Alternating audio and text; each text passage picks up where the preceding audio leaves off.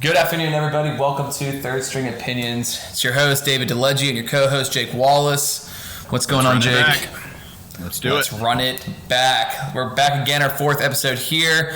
If you guys are just joining us for the first time, main premise of the show is that Jake and I are both very unathletic, but we do think our opinions are top-notch.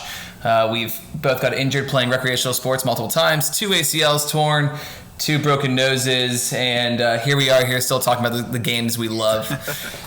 What we're going to discuss today is go through some of the recap of first round of NBA playoffs, updates on current NHL, and overall sports as a whole. So without any further ado, grab your drink, sit back, and let's dive into it.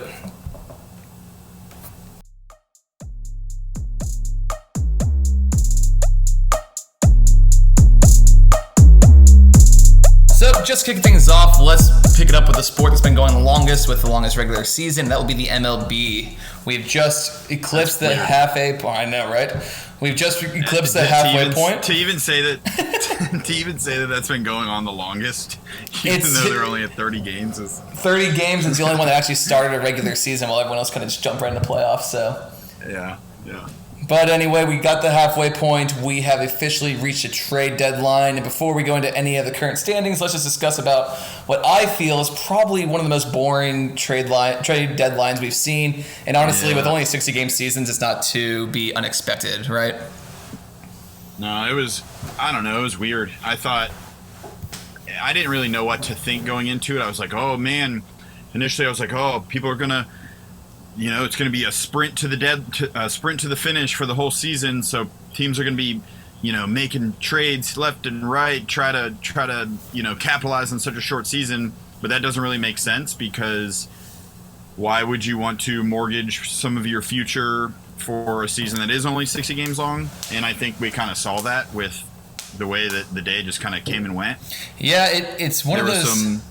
It's one of those things where, like you mentioned, this is probably the year to dive in hard and try to get a quick win, knowing that it's honestly a year that anyone can get sick at any time. Any team could be basically knocked out because of injury or virus in general, that you might see it. I mean, we saw some interest between some top-of-the-line pitchers and getting dealt, but no one wanted to mortgage their future. I think the biggest name was Clevenger going to the Padres.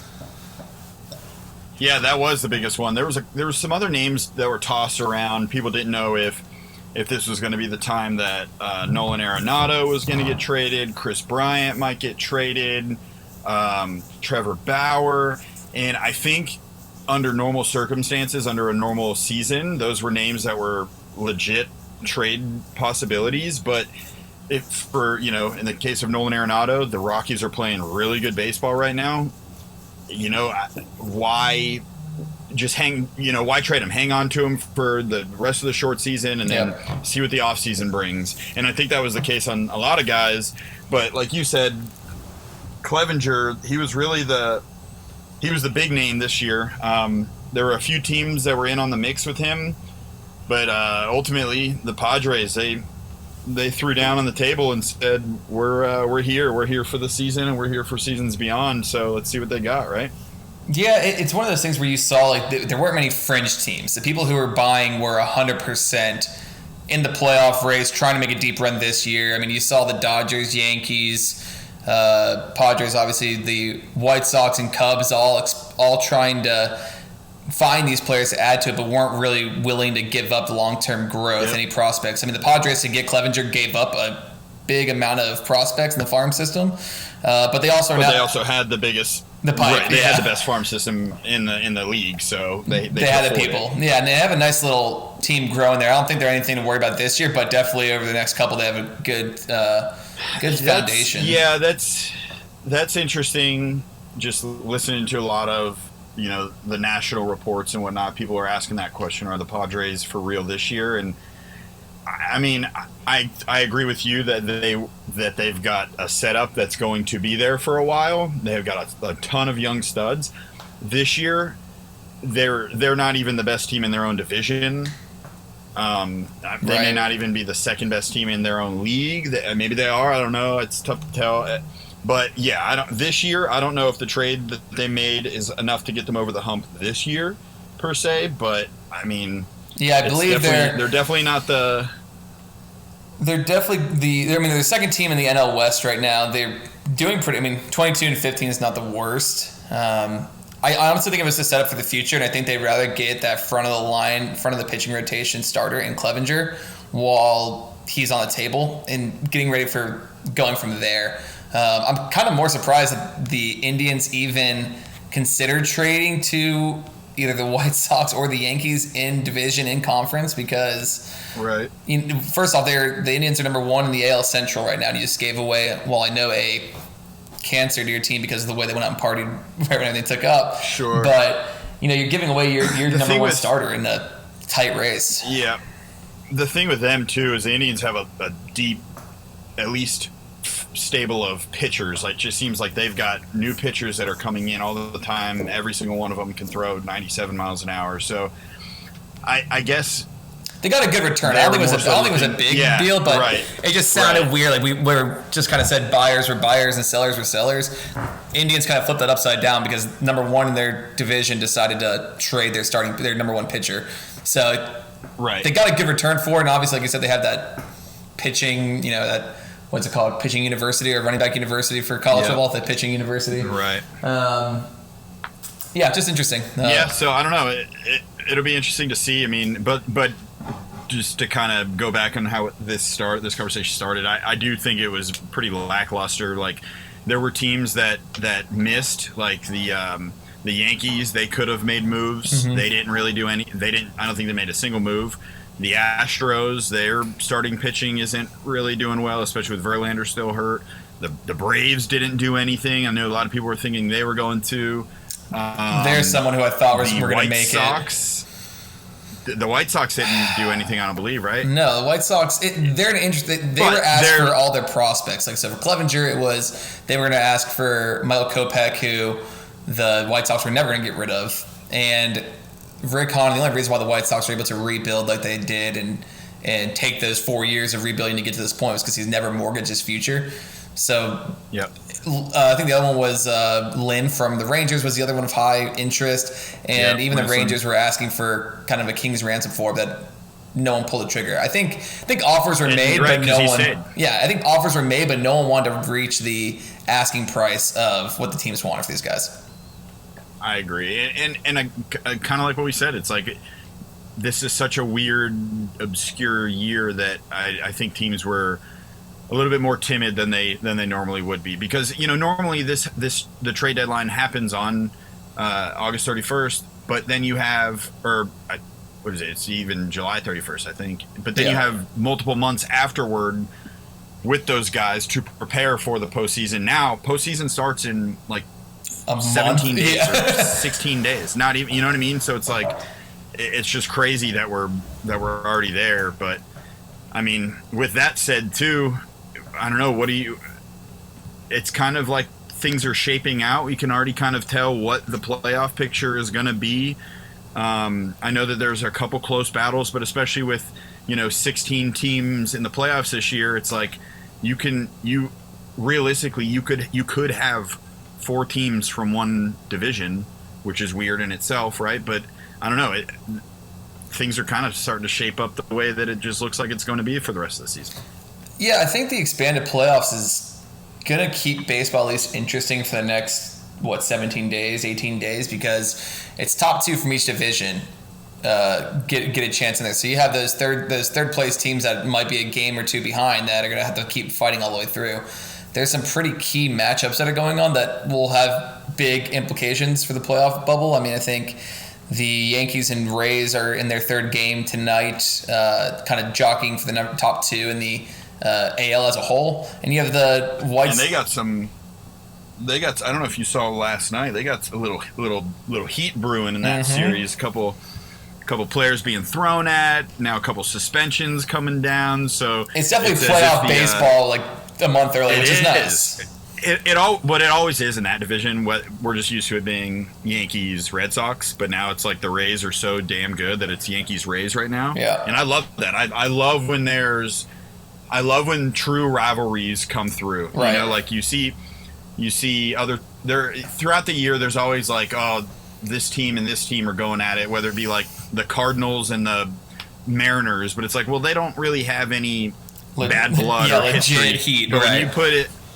right, but when you put it to two teams that are in the same division, I love when that happens. I always love that. And I think the way that the season has been developed with playing in division more times than normal, and you're continuously playing against these teams, and you know that if you beat them, you're going to jump ahead of them, makes every single game worthwhile. I mean, I think if the playoff picture, what today you sent it over to me, it looks like you have from the AL Central alone, the Indians, Twins, and White Sox holding 3 of the spots down, and the White Sox are playing the Twins right now in their third game tonight, and the Indians are up against the Twins the end of this week, going to the weekend. So it's like you have these in-division games, which normally wouldn't be happening this often, this frequently, and now you have that heat, that anger towards each other coming around.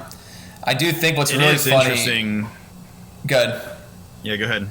No, so what is funny is looking at the NL side of everything, and you still see the Cardinals and Marlins in the playoff picture, and they still are behind by 8 games in just overall season. Yeah, that's the thing, and we all know is you get into the postseason, anything can happen, but I don't even know if that will hold true this year, because the teams that rise to the top this year are the teams that are truly the best, because it's been such a short sample size, if only 60 games, as we continually say is how weird it is. So I mean, if you are the Cardinals that get in at a 500 baseball team or a game over 500 baseball team, it's like I don't know of those early matchups how evenly balanced they will be. You know what I mean? You look at, I think the team that the entire league is looking at is the Dodgers. They're just, without a doubt, they only have 10 losses. Like, they only have 10 losses. 37 games into the season, they only have 10 losses. 8-2 another in their last crazy 10. stat of theirs. Yeah, another crazy stat of theirs. They're going into today, they're a plus 93 run differential. Plus 93 in 37 games. The second place team in run differential, give me a guess. What number would you guess would be second place on that? Of 93 is first place, what would you say the second best team is? Oh boy. I don't know. I feel like it's going to be the Yankees, and they're probably like plus 23 now. I have no idea. So, wrong in both. It's the Indians, Cleveland, at plus 48. So they're 50 runs better than the best team in the AL. Right. Exactly. It's unbelievable. It's their, I don't know. It's just like who's going to stop them? Their offense is crazy. They can even afford their, Walker Buehler, their secondary stud, to Kershaw, going down for 10 games, because it's like, it's all right, let's get them rested up. They've already submitted their path to the playoffs, and right. They're just on cruise control. We talked about that with the Yankees to start the season off. It was like they went 16-2, 16-3 to start the season, whatever that insane number was, and it was like, okay, they could basically win 4 more games, and they locked in their place. Right, but you remember when we talked about the Yankees to start the season, we said they have everything that they need. Is can they stay healthy? And what has there been, 4 or 5 total games that Judge and Stanton have been on the field at the same time? Right. So it's like that's in their pitching staff is decimated, which is crazy why they didn't go get somebody at the trade deadline. So I don't know. It's very interesting to see. It's fun to watch. I definitely think. Like I said, it's. I think there's some teams that are falling behind, and I think there's teams that's rising to the occasion. And I think Yankees are a team that are falling behind after starting off hot. And I could not agree more with the Dodgers and how much they're killing everyone right now. It's going to be interesting to see how this next 5 games, 10 games play out. We're at 36 games roughly. So you get right past 40, and all of a sudden things are getting really interesting. You start looking ahead as to what big games come out that you have to win, what games could you lose and not matter, things like that. I like it. I think MLB, for not doing a bubble and all the stuff we talked bad about them the first couple of weeks, right? This end of the season will be very exciting. It's like 3 months of September hockey. It's not hockey, exactly. Baseball. I know. If we were to look at it now, being that we're a little over the halfway point, trade deadline is coming past. We're looking at standings. We're looking at how these things are shaping out already. if we were to go ahead right now and say who would we think would be in our World Series this year, who are your 2 picks, and I'll give you my 2 picks. All right, so if I'm looking at the path, if things were to start today, I think the Dodgers have probably one of the easiest paths to get to the Championship Series, National League Championship. Yep. So they'll be in there, and I would say probably the Cubs face them. I think the Cubs beat out the Braves because Cubs have a better pitching depth than Braves do, just in a 7-game series. So I still think Dodgers come from the National League, and I have no idea in the AL. I'm just like looking at what this breakdown could be, and every second round series is playing against a top record, just the way everything's kind of panned out. So I would say Tampa loses to Cleveland. Cleveland's in the championship series, and I think the White Sox beat Yankees and A's, and then it's an AL Central championship. But not to be a homer, I'll go Indians again. Indians versus Dodgers. Wow. Dodgers win it. Okay. So I too, as it stands right now, I think LA is just, everybody's looking uphill at LA. I think it'll, as it sits now, if things were to end today, I think it would be LA and the Braves in the NLCS. I just don't think the Braves have all of the offense in the world. As soon as they get to a team's bullpen, they're deadly. But teams jump out early on them because they're starting pitching. Right. I think the Dodgers still take that. So Dodgers right now are my pick for the NL, and then AL. I like the Rays, Tampa Bay. I like their starting rotation, and I think they're going to be the representative out of the AL. Yeah, whoever wins that Rays Cleveland game or series would be the ones who take it, because I don't trust the Yankees. Yeah. White Sox are still too young, and I've never trusted the A's. So that doesn't matter. But I don't know. I guess we'll see. You're right, though. I think the next 5 to 7 games are really going to be telling in the records and injuries and all that. So I don't know. I guess we'll see how that plays out. Yeah. Well, let's pivot over here to another sport where we actually do have some first round playoffs being finished up. We have one more game tonight, and that's the NBA. There's a big game tonight, and I know we discussed it, kind of what playoff series we were taking, and I unfortunately lost mine with the Blazers over the Lakers because I'm dumb and bet against LeBron. You, however, have some important one tonight with the Rockets and Thunder. Give me your take. Does Chris Paul ruin James Harden? I said that the Rockets would win in 5. Clearly, that was incorrect. Dude, I don't know.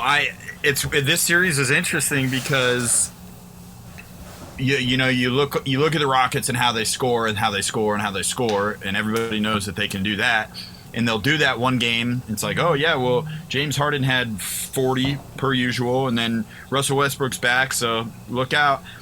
But then all of a sudden, the Thunder and Chris Paul plays like he's, 26 and not 36. So it's like, I don't know. Is it not mind-blowing that Sam Presti literally blew up the Thunder last year, traded Paul George, got a plethora of picks and young talent. Way too many picks. Traded Russell Westbrook for Chris Paul and picks. And now all of a sudden this team that he blew up and was supposed to be rebuilding is now about to, honestly, in my opinion, get the Rockets thinking about trading James Harden.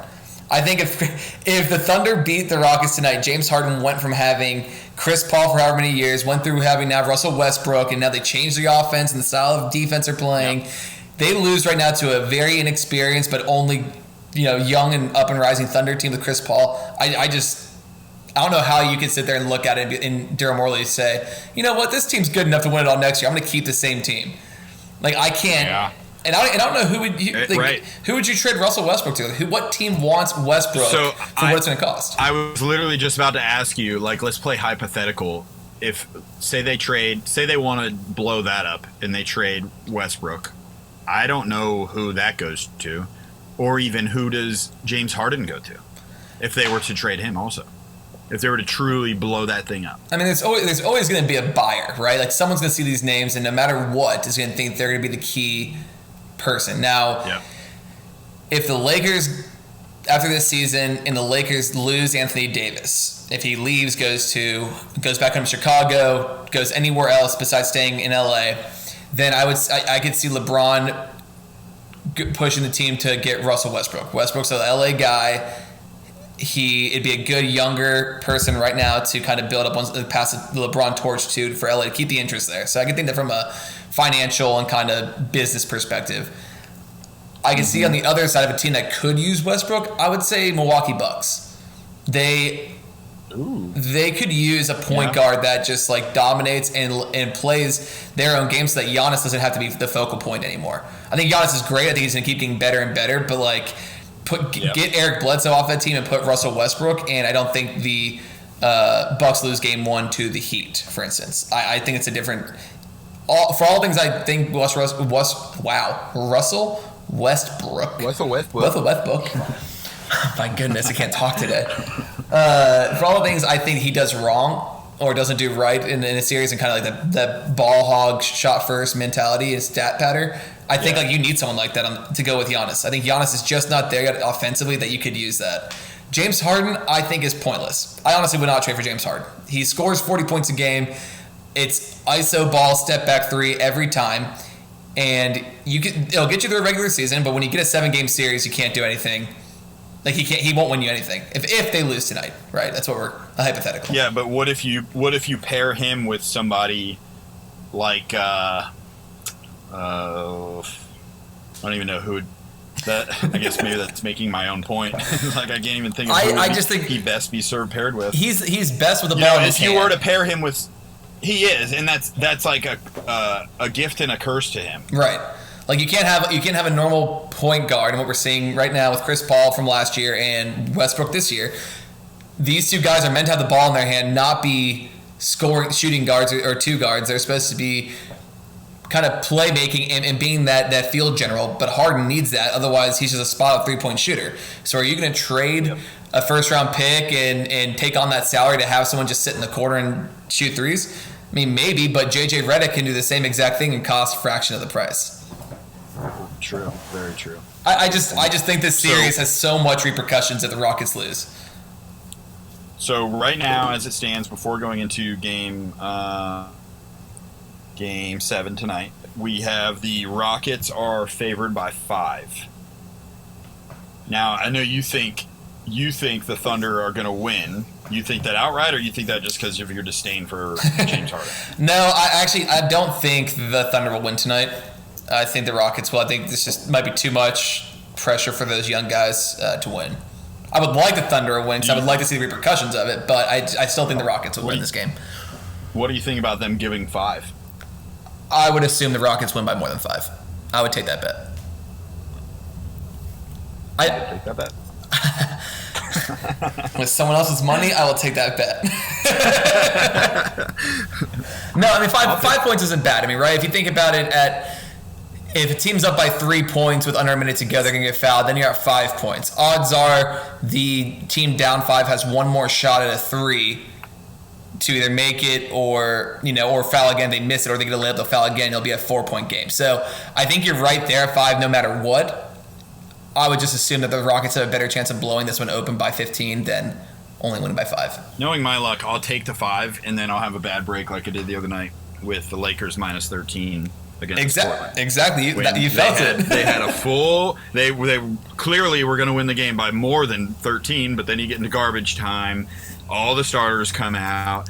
Everybody's just hacking away, and then you get into free throw lines. And I don't think the Lakers scored the last minute and a half. Jocking up threes. When they took everyone out and they put their bench in, I don't think they scored the last minute and a half. And all they needed to do was make one more basket for you to cover your bet. I needed like a point. I would have been fine. But here we are, right? I don't know. That's a good game to watch. I'm excited to watch that.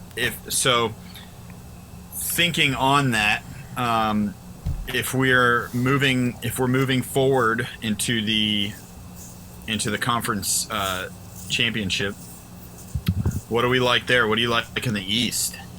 Because I think that's going to be a good matchup. Yep. I have no idea about the East because I'm standing here looking at the Bucks who lost Game 1 to the Heat.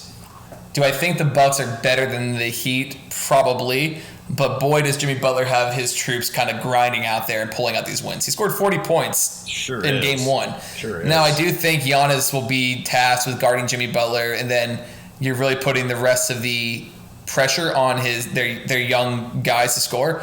So I do think that'll be a more tight series, but I called it from the beginning. I think the Celtics are going to be in the Eastern Conference Finals, awaiting the Bucks, and the Celtics look better than the Raptors, but just marginally. It looks like the Raptors are missing that one go-to scorer at the end of the game to get a basket when you need, and sure enough, their score went to the Clippers. He's in LA. So it shows how much he's valued. I said conference finals, and we're not there yet. I don't know why I said that. You can look ahead. Do you think? Do you think do you still feel the same about the Celtics even without Gordon Hayward being healthy? Yeah, and out. And we could touch on this too, because might be a good segment after I get kind of your opinion on it. But I think there's a lot of good young guys on the Celtics right now who could pick up the scoring capabilities needed by Gordon Hayward. I think Kemba Walker has proven to be a big time scorer when needed, and then you have Jason Tatum and Jaylen Brown, who are just beyond their years right now and how good they are. So I don't think it matters too much. I think they'll need Gordon Hayward later on down the road. I just don't think it's needed right now. But I mean, you let me go ahead and answer that one. It's still crazy to me. It's still crazy to me too how maybe crazy is not the right word, but you get even Marcus Smart when he comes in, the guy's just a baller out of random. Yep. You know what I mean? It's like, we know he's had his moments in his career, but even yesterday the guy goes off, and that you need those type of players, especially in playoffs. You know what I mean? Right. I mean, he's always been that good defender on the second unit, comes in, plays hard and gritty, hits a couple shots here and there, but not when it comes down to hitting like 5 threes in the fourth quarter or whatever that was. Right.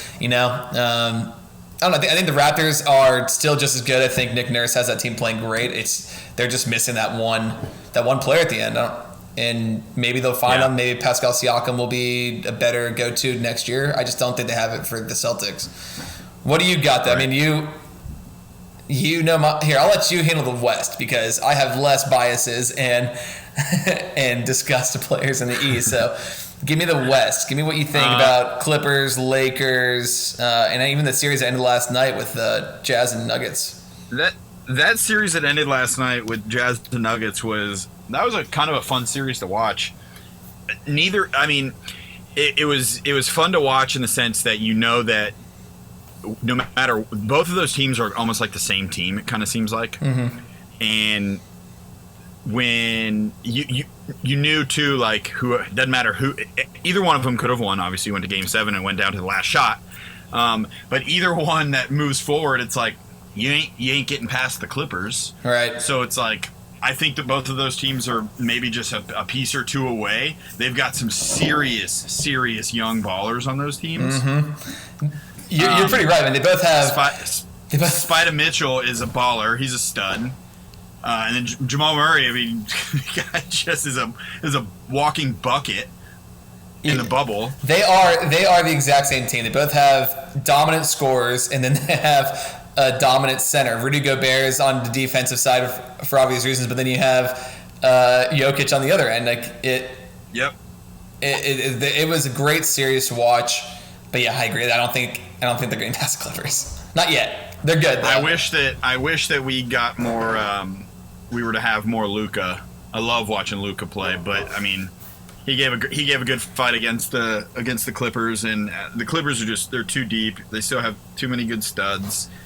I think if Paul George plays like he just did to end that series against the Mavericks, I think everyone needs to be scared.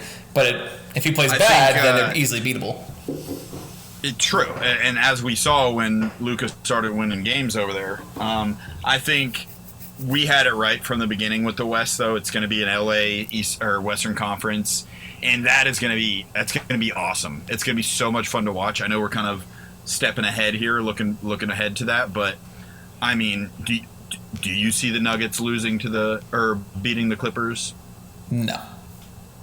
No. In no way, shape, or form do I see them losing to the. So, and then I guess we'll see who's going to play the Lakers. But either of those two teams, I don't think can beat them. The Rockets or the. I think if you're rooting for the Lakers to lose, you probably want the Rockets to win, just because they have the firepower to maybe open that game up and keep up. If you want them to win, you're hoping for the Thunder to win, because I just don't think Chris Paul by himself is going to beat LeBron and Anthony Davis. So definitely not. I don't know. One thing you mentioned, though, that I do want to touch on is the fact that the league is probably, and we said it with golf, we've said it, we're in the golden age of golf right now with all we said it baseball, like all these great young players are in this league, and the talent is just unbelievable. But it's really prevalent here in the NBA. You have the top scorers, I think, in the playoffs right now are all under the age of 24. The top players, and I had it pulled up. I had a list down and can't find where I put it, but the list of players under the age of 25, and that includes players like Giannis or even D'Angelo Russell, who has been in the league since he was 18. Like, all these players are coming in so early. It's so young, and they're not even at their prime yet. Everyone says the NBA prime is like 28, 29 is when it starts. They're not even there yet. And then you go to the other side. You look at the 2003 draft class and everyone kind of right after it, and you still have these right at 30, right above 30, Kyrie Irving, Kevin Durant, Derrick Rose, LeBron James, Anthony Davis. Like, this league is just stacked, and it's unbelievable how many good games are coming. You do kind of see the changing of the guard a little bit with, some of those older guys that we're used to seeing in the early 2000s. They're kind of being phased out.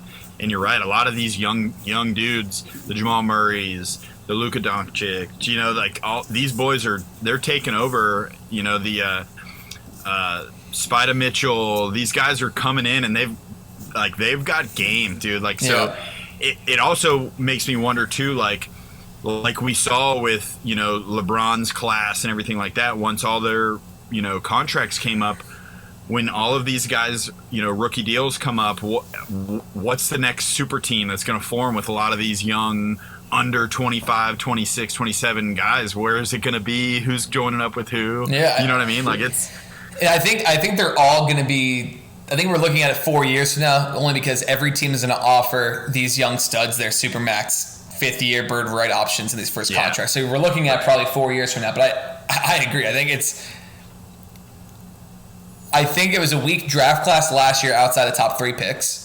I think this year's draft class is weak as well outside the top 2 picks. So you're not getting much. I mean, people can come out, diamonds in the rough come from anywhere. But if you're just looking at in 4 years, you probably have a superstar on every single team.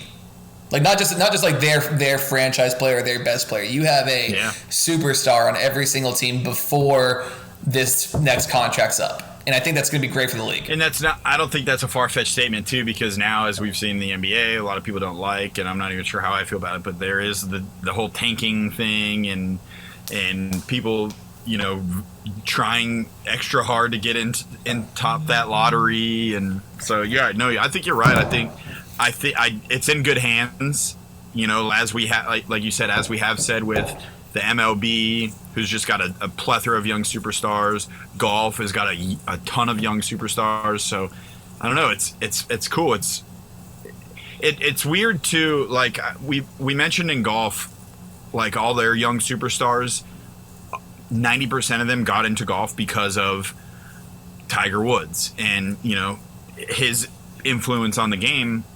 It's weird. A lot of these young guys coming into the league in basketball now, all of their heroes some of them are still hanging around, like in LeBron, Carmelo, Chris Paul. Some of these guys are still hanging around, and they were these guys' role models. You know what I mean? So it's cool seeing that change of generation kind of coming through the sport. Yeah, I'm actually really excited to see when the next Olympics and World Basketball Championships take place, because it'll be great to watch like the KDs, LeBrons, Chris Paul, Kyrie. These are the older and third tier of age group pass off the torch the same way that everyone's done it in the past. The Kobe passed off the torch to Derrick Rose that first year he joined it. It happens and a transition takes place. So I'm interested to see like when Donovan Mitchell, Jamal Murray, all these guys who are competing for those spots, they just give them the torch and they run the league. It's gonna be pretty great. I'm not gonna lie. I mean, I'm excited to watch it. I think the talent's unbelievable, and it's just the nature of the beast of sports in America. I totally agree. Well, hey, let's snap a quick break here, and we'll hop back into it in just a couple seconds.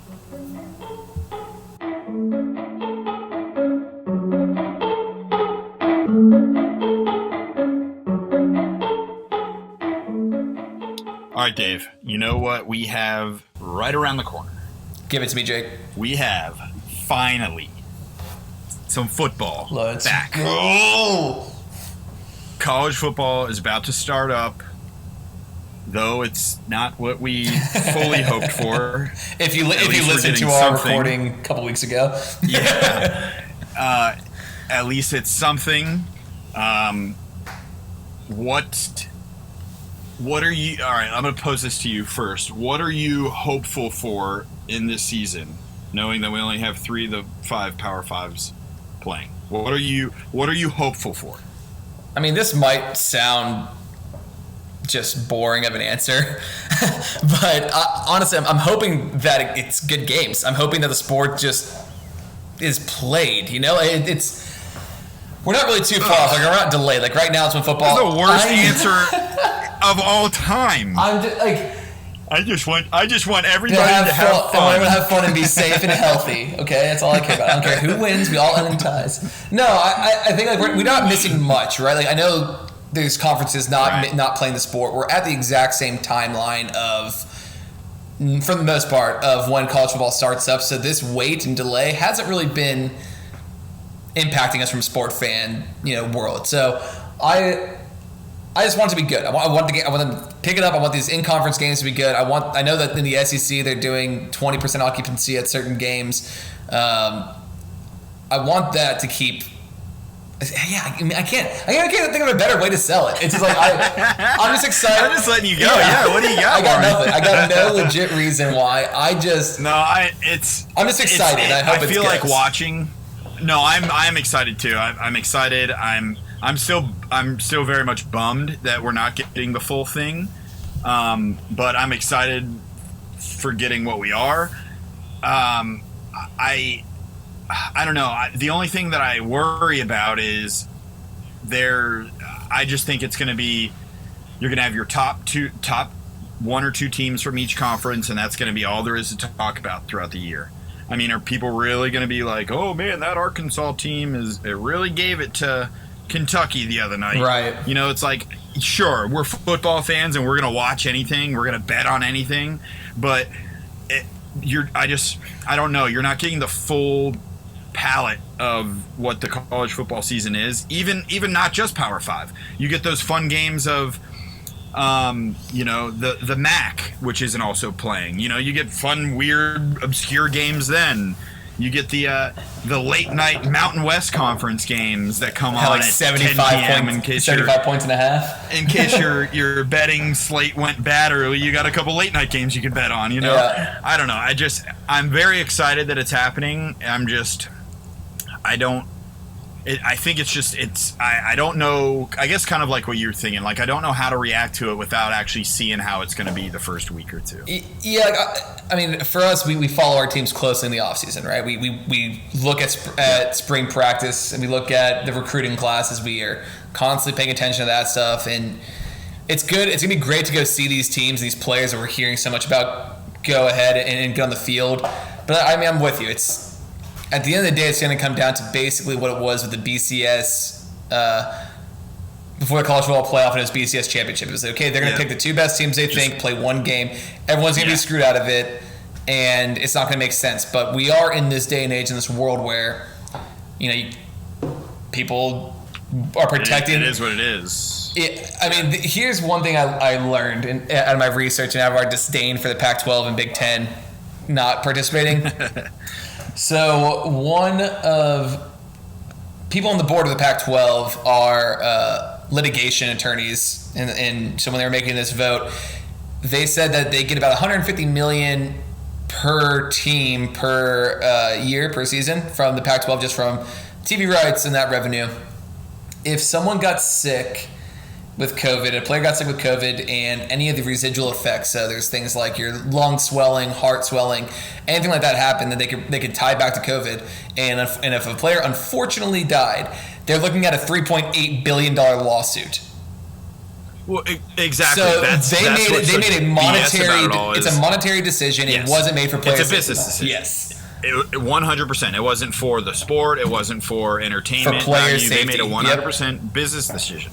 Yeah. They don't give a damn about player safety. Right. So they do not. It aggravates me that we're going to be gypped out because they're worried about it. Then again, on the other side, like, no one wants to see Justin Fields go down and be unable to walk again or in a ventilator, right? Like, no one wants to see these major players who we've been following along with have that. No one wants to see anyone get sick, for that matter. I agree with you. Like, we're getting excited. We're going to bet a ton of money on these games. Probably lose every parlay we do. But like, at the end of the day, it's going to be interesting to see how this all plays out at the end. But I tell you though, just to go quickly off of what you were saying about betting, you know how much money I made last year on Ohio State covering the spread? It was every single game. They didn't miss a spread. They missed like twice all year. And that was just I could always count on that every Saturday. It was like, all right, well, Ohio State, even though they're 17.5-point favorites, they're going to cover. Yep. I'm missing out on that this year. That was income that I was banking on, I was budgeting, and now I don't get that. Hey, bet on Georgia. It's a great bet. They never disappoint anyone.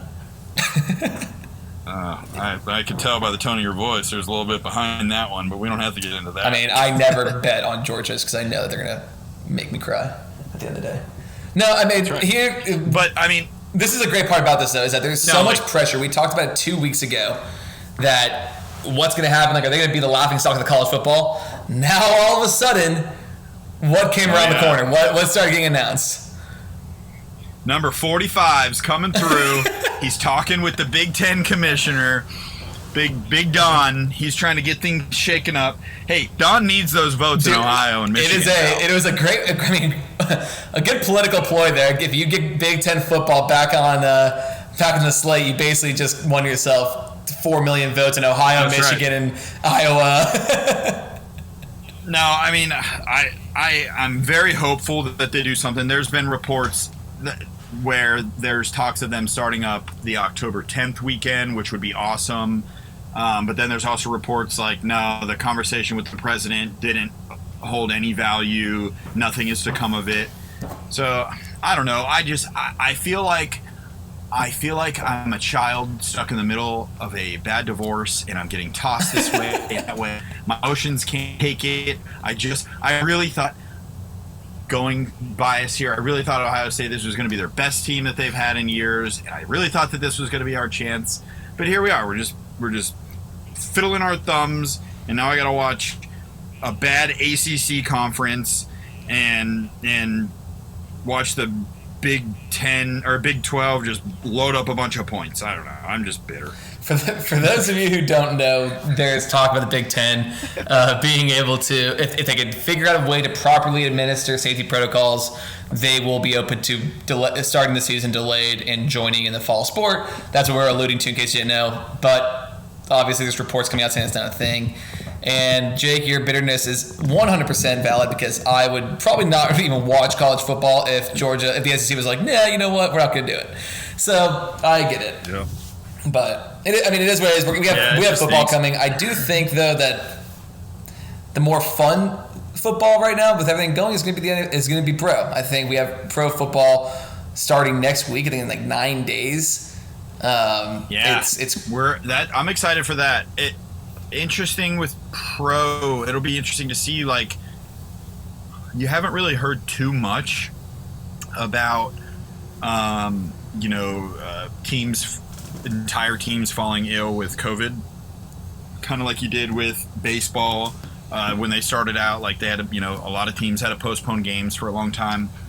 I know that there are, not to say that there haven't been cases. Teams still do report cases, but nothing to where an entire team has fallen under yet. Right. So hopeful on that, because I don't think anybody really knows yet what it would be like if a full team does go down. Because unlike baseball, where you can, just marry up that series with another series and play a quick doubleheader, NFL only plays one game a week, so how are you going to then fit that into the remaining of the year? So I think there still are a lot of unknowns with the NFL season. Yeah. Obviously, again, we are extremely hopeful. I'm super excited. I feel weird going into this NFL season, and maybe it is because of the way 2020 has been, the way sports have been. We had a 4-month hiatus without sports. I feel like I'm normally so much more in tune and invested into the offseason of the NFL than I have been in this year. And I'm not really sure why, but maybe because of, like I said, all those other reasons. But now that it's here, and it also has been weird that we haven't had preseason games. I don't know. I don't know. Weird should be the name of this podcast, because I feel like I've said that more about these sports in the last month than we have any other word, because that's the only way I can explain this stuff, is it's all just so weird. We're not used to it. I feel less weird about the NFL only because that makes one. Outside of not having preseason games, everything else is still going according to plan. They're still starting at the same time. Yeah. Every team is still playing. There's not going to be fans in the stadiums, at least not to start, which honestly, I don't really care. I don't even want to go to the games live unless it's a Super Bowl, so it's like I'll watch it on TV. So this makes me feel less weird because we're all kind of proceeding down the same path we normally would. The same way that, college football, with my explanation just previously, was like I don't really feel anything different. I feel excited about pros because it's going to be a full season, to be determined on what their protocols will be if someone does get sick and what that trace method looks like. But just the fact that every team's playing, we have so many players who jumped teams, jumped ship. I think it'll be good, and I think the games are gonna be great. You have the Bucs who Tom Brady pulled Gronk out of retirement. That offense is gonna be dirty. Their receivers, like the top two of the top receivers in fantasy football last year, were on the Bucs, with Jameis Winston throwing 31 picks. So we'll see about that. I think there's just a lot, and I think, I don't know. I'm gonna say I just have to focus on my Chicago teams and watch them disappoint me over and over again. But it is what it is. I'm excited about football. It's right here. It's right around the corner. We're starting to gear up, and I do think we're gonna see a lot of sloppy play the first couple of weeks as no one's ready to play. 100%. Because I as much as I love football, I cannot watch preseason football because it's like it's watching a bad high school team. Yep. And it's so hard to watch, and it's going to be interesting because these teams aren't going to have 4 games to dissect which players they truly want for their teams. So it makes me wonder, are teams going to be truly different than they were last year because they didn't have a ton of guys that they were able to showcase and see how they were able to play with their team and all this stuff. So I agree with you. I think the first 2 to 3 weeks in the regular season of a regular year after 4 preseason games is usually sloppy. So I expect that to be the same case this year, even more so though. But if you were to, as we look at it, getting ready to start the season in a couple weeks, what are notables for you? Any standout teams? If we could start NFC standout teams. I think the Bucs are going to be interesting to watch for those reasons just explained. Sure, they got the headlines. They're going to be a team that, and especially in NFC South with the Falcons, Panthers, Saints, that division. Those games are going to be great. I think it'll be fun to watch them. I think so too. I'm intrigued to see how Drew Brees' last year in the NFL goes with the Saints. I know Alvin Kamara has some contract issues, so is that a confirmed thing? His last year? Yeah. He came back signing a 1-year deal saying this is his last year. So who knows? But I think he's only going to sign 1-year deals. But I don't know. I wouldn't be surprised if he has another one. right, we'll run it back. Drew Brees is just like the bicentennial man. I don't know. All right, if the Saints don't make the playoffs, I think he's done. Well, I could. That's he fair. won't. That's if they suck and they lose every game, he won't. And that's a tough division to come out ahead in. I mean, I think the Falcons. This is a big make or break year for them with their coaching staff and their general management. Yep. Shit. Yep. And so I think this is a big year for them. I do expect them to take a leap forward. But then when you do that, then you got the Bucs who've loaded up on offense. You've got the Saints who still have a Hall of Fame quarterback and an offense that is dangerous. Panthers, they're kind of in a weird situation. They've got Teddy Bridgewater now being their quarterback. But I like Teddy Bridgewater. I just don't know about how that team's going to be. So that I agree with you. That's going to be an interesting division there. I think the Panthers are not. I think we could probably cross them out of this discussion. I just don't. They're definitely they're sub tier. Yeah, they're not the same level as the rest. I mean, the Falcons could be really good. The Falcons could be a 2-win team, but I think they at least have the ability to be top tier. Agreed. I think the most sturdy team in the NFC right now is probably Seattle. I think they're just good. Yeah. Nothing changed for them. The Niners are obviously great too, but I would say Niners will be good. My intrigued division to watch would be the NFC South. I think your winner of the NFC is coming out of the West, though. Out of the West, I think I agree with you on the Seahawks. I think Russell Wilson is primed to have like a MVP type season. Mm-hmm. There's so much talk about that division in itself with their young quarterbacks, Kyler Murray, Jared Goff, Jimmy G out there in San Fran, and he's like, yo, I'm still here. I'm still running. Yeah. You know, so can we get off of Kyler Murray? Can we get out of this thing? I don't think he's gonna be bad, but like the amount of hype he and Cliff Kingsbury got from joining the Cardinals was like a highlight. It was as if they had won the Super Bowl, and all of a sudden everyone's like, "Oh my God, Kyler Murray just switched from the A's in baseball to football." No. Like we could just drop it, let him do something for once. I tend to agree with you. I still think it's too small of a sample size on a bad team that he had last year. Not to say that this year is going to. I mean, they got DeAndre Hopkins now, so. They got Nuke Hopkins, so that'd be interesting. But I don't know. I tend to agree with you on that one. As far as the AFC goes. Kind of quickly run through that. The AFC East, I even with Cam Newton, I think the Patriots' reign of the AFC East is done. I think it's the Bills' time to. Josh Allen, I think, is an absolute stud, and I think that Bills team is ready to take the next step. The Jets are still going to be a dumpster fire like they always are. The Chiefs, the AFC is going to run through Kansas City. I think we both in agreement on that. Yeah, I think that the Patriots will be a dark horse team. I don't think Cam Newton's as bad as he's been on the Panthers. Granted, I just don't really know what else they have to. Their defense outside their cornerbacks is but they didn't make it past the first round. They didn't make it past the first round of the playoffs last year. Right. I definitely don't think they're going to win anything. I think they're a dark horse to maybe come out of the division, though. I could put that. Yeah. I could see them still jumping ahead of the Bills. No, it's going to be Kansas City. Yeah, I think so too. I think Baltimore Ravens are going to maybe Lamar Jackson can score enough points to beat Patrick Mahomes, but. That team's just dirty. Baltimore's gonna have a really good team this year. They're gonna have a really good team. I think the Titans. It'll be interesting. You know, they gave Tannehill all that money. It'll be interesting. They gave Henry that money too. They gave Henry that money. So I'm curious to see if Tannehill can actually, do a full season of what he did last year. But yeah, I don't know. I'm excited. I'm excited for NFL football. It's something different. I'm excited for another league to start in air quotes normal. Not weird. Not weird.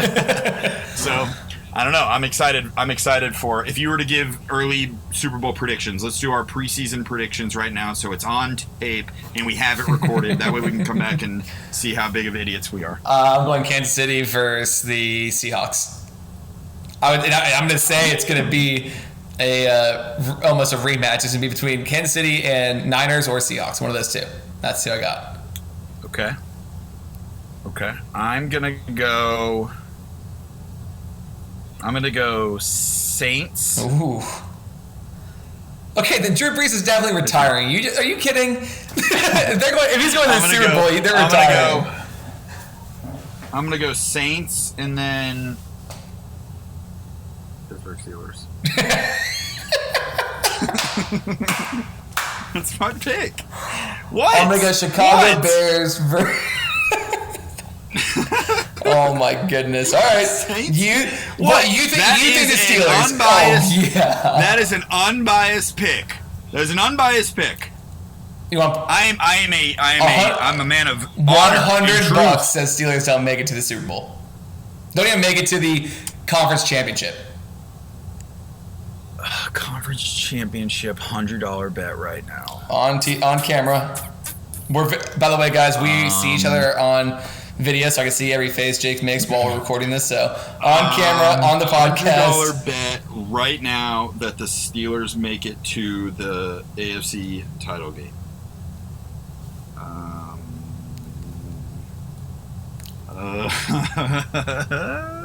Or you have to buy a Blackhawks jersey and wear it. Oh, ew, gross. So you tell me your unbiased opinion. Well, are you being legit? It's preseason. Injuries happen. All right, I'll give you 1 week. I'll give you one more week. You can think about it for the week. After week 1 of the games. Do I get 1 week of games? Yeah. So 1 week into the season. Yes, you get to watch their first game of the season, then you can make the decision. Okay. All right. So everybody regroup 1 week into the season. We'll see if this bet takes place. Can we move on, please? All right. See, guys, he's unbiased, but he doesn't want to put his money where his mouth is. I digress. Let's jump into golf because we, in the past couple weeks, have made the terrible mistake of picking every single other person except for DJ to win. We literally have said what an insult it was for him to be 25 to 1 odds, and that we should pick Collin Morikawa, and that we should be picking Justin Thomas because his game is at an all-time high. Yeah. Like all this stuff we're doing that's not right, and sure enough, DJ comes and blows us all away. And I know he lost at Jon Rahm, but he wins 23 under. But he was there. Yeah. And it wasn't Rami Boy dropping a 65-foot putt. Like, right. So to just regroup here, DJ goes and messes around and drops a 30 bomb, 30 under, and runs away with the tournament before last week, and then comes back this week. And this week, everybody was playing rough. The course was just brutal. And then is right there in contention in a playoff, almost able to win back-to-back tournaments. Unbelievable. The guy is so on fire right now. It's like you have to pick. Get out of the way. You have to pick him to win the Tour Championship in East Lake this week, and you have to pick him to win at Winged Foot. Like you can't not pick him to win right now. He's just so on fire, and he's one of those guys when he gets on fire, it's again just get out of his way, because when his game is on, it is deadly, and it ruins other guys' careers. Kevin Kisner put it best, and he was like, when you see DJ rolling like he did, you just get out of his way and try to post the best number so you can get a bigger paycheck and move on to next week. That was his quote when DJ dropped the 30 bomb. It was Kevin Kisner saying, "Let me go win as much money as possible." He's like, "Yeah, just step away and just start padding the account." No, it's so true. The playoff finish was awesome. First off, you have DJ coming in, needs a birdie to make it to a playoff, drops a 43-foot or 45-foot. I don't even want to call it a slider because it wasn't even a slider. It was a double breaker down the hill. Complete left to go right to then go back left, makes it. And then Jon Rahm comes in and drops a 66-foot bomb.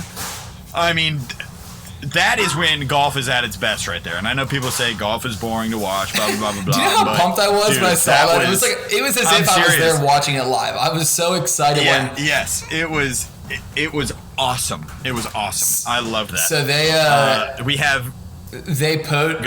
put a tee down on the course now for where Rahm hit the 66-foot putt to win. They have a tee on the greens now. Everyone who plays the course can now practice try to hit that putt too. Can try and hit that putt. That putt he has no business making that putt. No, nobody does. No, and he just bombed it. If you're looking at that 66 awesome. feet away, you 2-putt that for par, move on to the next playoff hole. Instead, he's like, nope, screw you all. Let's get to the tour, and drains it. Yep, it's awesome. Yep, it was great. That was awesome. Yep. I loved that. Now looking ahead to we got Tour Championship this week, so. As everybody knows, only the top 30 players make it. Unfortunately, as we've alluded to many, many times, we are big Tiger guys. So, fortunately, Tiger didn't get it done. Quick thoughts on that? What you got? Honestly, it's good he's not playing this week. He's had some great rounds to start off, some great shots here and there, but then he's like double bogeying and 3-putting everything. Just take a break, go practice, get some rest. It's a long stretch of golf for him, so honestly, don't care. I think so too. My sentiments are kind of the same. He played a lot, and I know he would have wanted to try and make it to East Lake as we all would have, but I agree. I think take a little bit of time off. His game isn't terrible. He's got to figure out the putter a little bit, but he's not missing many fairways. His irons are still as good as they can be. I just think. With Tiger, we've said this many times before, he's not going to be the Tiger of old where every single week he's going to be in contention. Right. He's going to pick and choose his tournaments, and that's the way it is. So if that means taking a couple weeks off before Winged Foot, by all means, so be it. Yeah. I want to see that happen. I don't care to see Tiger win a FedEx Cup. I'd rather see him win a major and call it a day. Right. Exactly. I totally agreed. Aside from Tiger, though, there's a lot of obviously still big names. It's 30 of the top guys in the world. Are you're rolling with DJ? And remember, there's the new format that they started last year, where since he was leading in FedEx Cup points, he starts at 10 under, and then Jon Rahm will then start at 8 under, and then JT at 7. So, but you're rolling with him. You think he's your guy? I think he's playing so hot right now that I'll see him at the end there. I do think Rory plays the tour East Lake pretty well, that I could see him kind of pulling up there. I have to look at the rankings, how far back he is now, but the thing with Rory, and I agree, because he's won it twice and he's going for a record third. He also has, his wife is expected to have their first baby literally any day now, and I know he has made the claim that if the call comes in, obviously I'm leaving the tournament. So that makes me wonder how much his head is actually in it. Obviously, the birth of your first child is obviously the bigger story. I'm telling Grady you said golf that. And hey, Grady was my second child. Okay, so what I just said is valid. No, you said birth of your first is more important. Continue. I didn't say anything about my second. Okay, you don't know what that meant to me. But yeah, so I just don't know if Rory's if his full mind is in it. But I guess we'll see. Not necessarily a sleeper, I wouldn't say, but I'm going to keep my eye on Xander Schauffele, because Xander has been in the top 5 of the last 2 of the last 3, so he knows this course well. I want to say he's starting out 6 strokes back, which is a lot. Maybe not quite that many, but the stroke lead that can vary. Right, it really doesn't matter much. DJ has a bad first day. Somebody goes low. It'll even itself out after the. It'll be interesting to see if DJ wins by 2 over Rahm, right?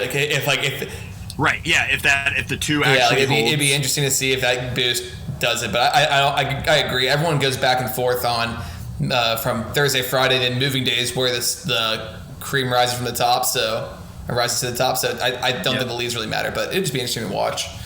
I guess if I wasn't picking DJ, I'd probably go Rahm. But I picked Rahm for the PGA Championship, and he did not do well for me there. So true.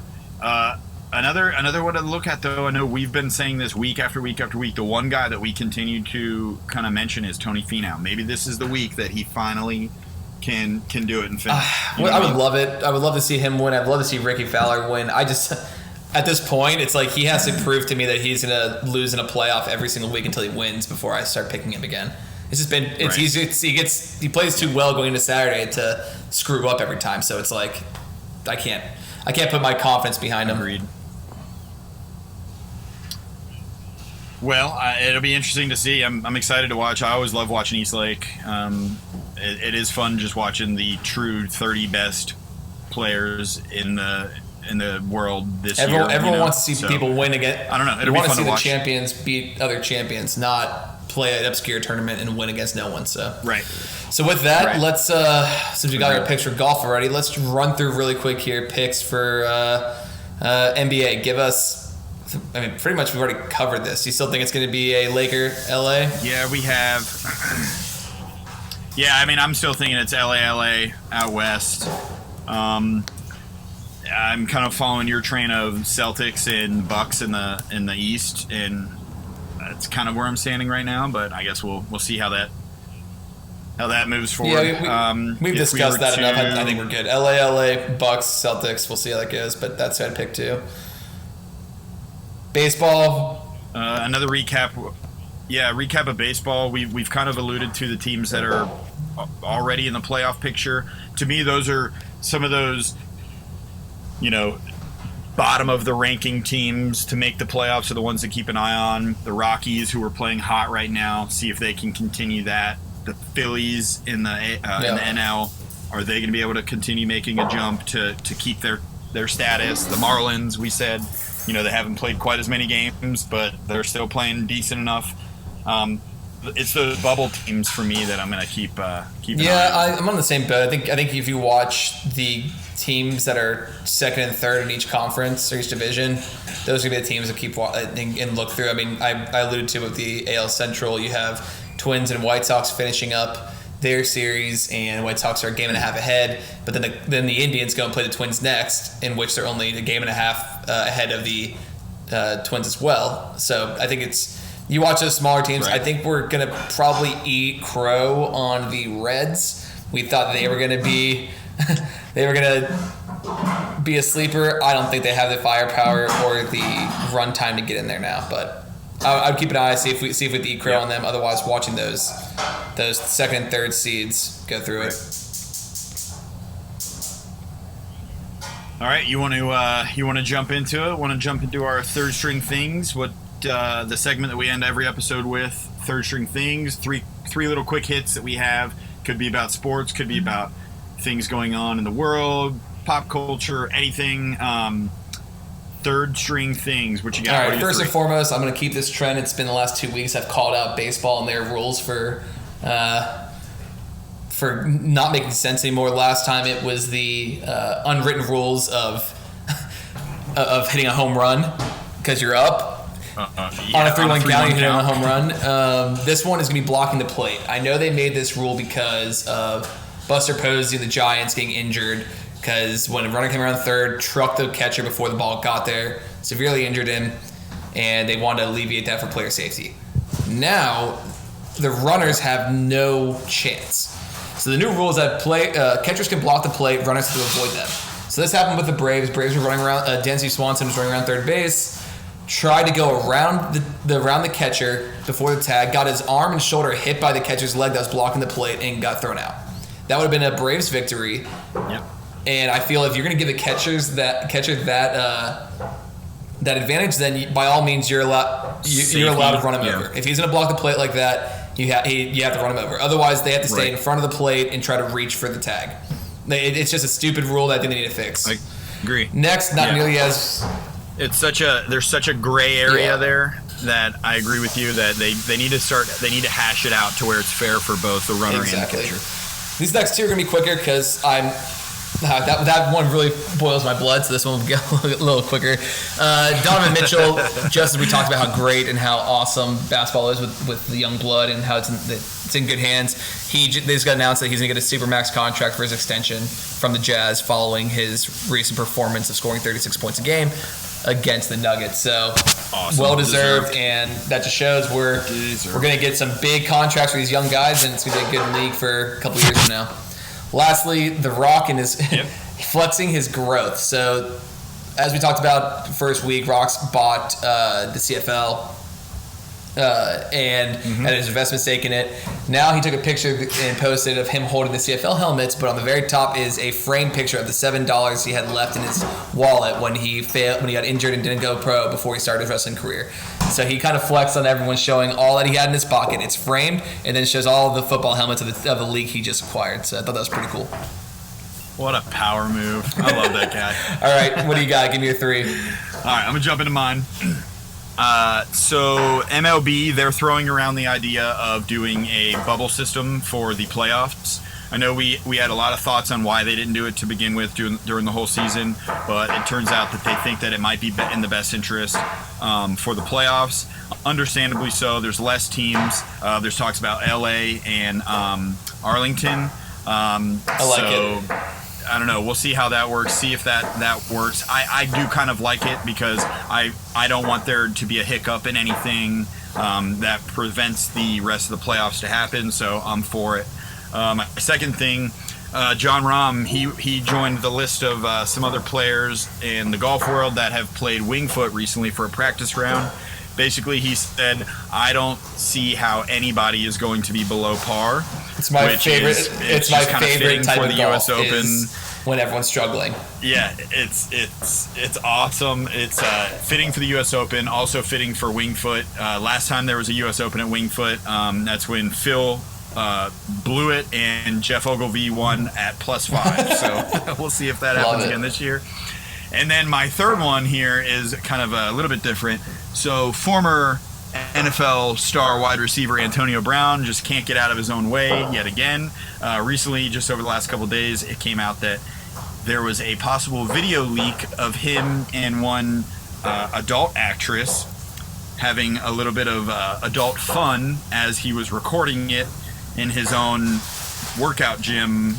This video got leaked. It got leaked to all the sites, and it's just like, dude, what are you doing? You say that you're retired, you say that you're done, but then you say that you're welcome for any team to sign you, and then this video comes out. It's like, see you later. What could have been? It's too bad. You were great, but you're a good riddance. Do we know the adult lady's name? Yes, I do. Her name is Tiana Trump. She's talented. She's a talented woman. Alrighty, everyone. Appreciate you guys taking the time to listen to us. I think we just eclipsed the hour and 10-minute mark, so appreciate you sticking with us on this Wednesday. Please feel free to give us a like. Tune in next week. Follow us as well on social media at JWall888 for Jake Wallace and at David_DeLegge for me. Otherwise, we will talk to you guys later. Jake, anything else before we sign off here? No, man. Let's watch some sports.